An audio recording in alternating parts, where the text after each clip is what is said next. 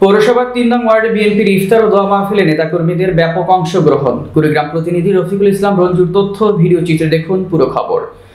কেন্দ্রীয় কর্মসূচির অংশ হিসেবে সাবেক প্রধানমন্ত্রী ও বিএনপি চেয়ারপারসন বেগম খালেদা জিয়া এবং ভারপ্রাপ্ত চেয়ারম্যান জনাব তারেক রহমানের পরিপূর্ণ সুস্থতা কামনায় দোয়া ও ইফতার মাহফিল অনুষ্ঠিত হয়। কুড়িগ্রামের নাগেশ্বরী পৌরসভার ৩ নং ওয়ার্ড মধুর হৈলা গ্রামে বাংলাদেশ জাতীয়তাবাদী দল বিএনপির দোয়া ও ইফতার মাহফিল সফলভাবে অনুষ্ঠিত হয়েছে। পৌর বিএনপি এর অঙ্গ সহযোগী সংগঠনের আয়োজনে দোয়া ও ইফতার মাহফিলে প্রধান অতিথি হিসেবে বক্তব্য রাখেন বিএনপির জাতীয় নির্বাহী কমিটির অন্যতম সদস্য কুড়িগ্রাম জেলা বিএনপির সাবেক সাধারণ সম্পাদক আলহাজ সাইফুর রহমান রানা।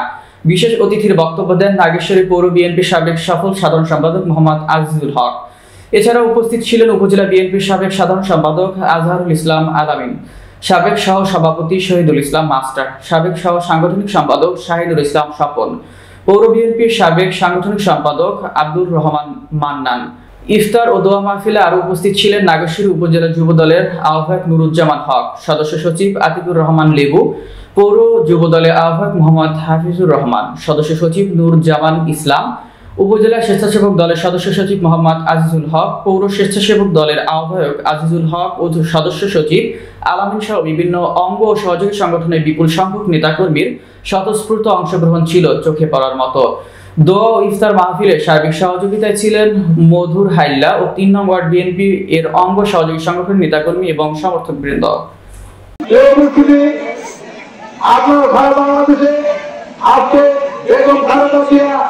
অসুস্থ তার জন্য দোয়া করবেন। তারেক রহমান উনি অসুস্থ, দেশের মধ্যে থেকে ফিরে আছে, উনিও দেশের মধ্যে ফিরে আসছিলেন, তাকেও দোয়া করবেন। ১৬ই আগস্টে যারা আমাদের এই স্বাধীনতা অর্জন করে দিয়েছে, যারা আত্মনীতি দিয়েছে, তাদের দোয়া করবেন। আপনারা আমাদের জন্য দোয়া করবেন।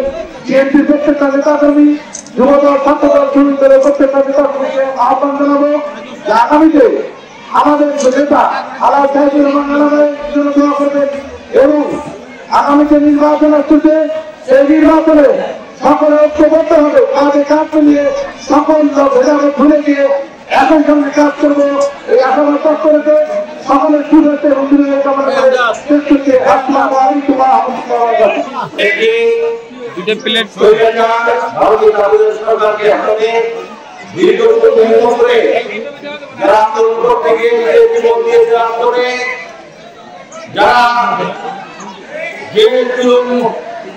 নির্যাতন শিকার হয়েছে সকলের প্রতি আপনার শ্রদ্ধা জানাই। সেই সাথে বাংলাদেশ কর্মীকে আহ্বান জানাতে চাই, বাংলাদেশে যে সুস্থি ফিরে এসেছে সেই সুস্থি রক্ষা করার দায়িত্ব, সেই শান্তি রক্ষা করার দায়িত্ব, সেই গণতন্ত্র রক্ষা করার দায়িত্ব, দেশের স্বাধীনতা সার্বভৌমত্ব রক্ষা করার দায়িত্ব প্রত্যেকটা জিয়ার সৈনিকের, প্রত্যেকটা দলের কর্মী। এবং সেই নির্দেশ দিয়েছে আমাদের দেশ নায়ক, আমাদের ভারপ্রাপ্ত চেয়ারম্যান তারেক রহমান। প্রিয় ভাইরা, সামনে ৩ অত্যন্ত কঠিন, এই কঠিন দিনগুলোকে পানি দিতে হবে।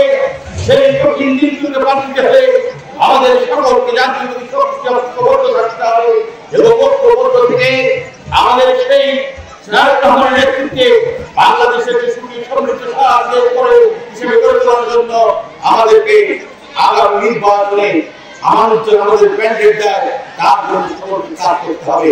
এই প্রত্যাশা রাখছি।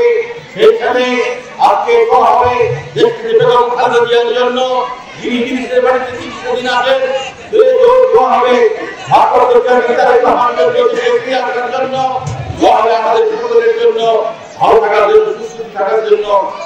ভালো থাকলে সুস্থ থাকবেন। আসসালামু আলাইকুম ওয়া রাহমাতুল্লাহি ওয়া বারাকাতুহু। وارحم وأنت خير الراحمين.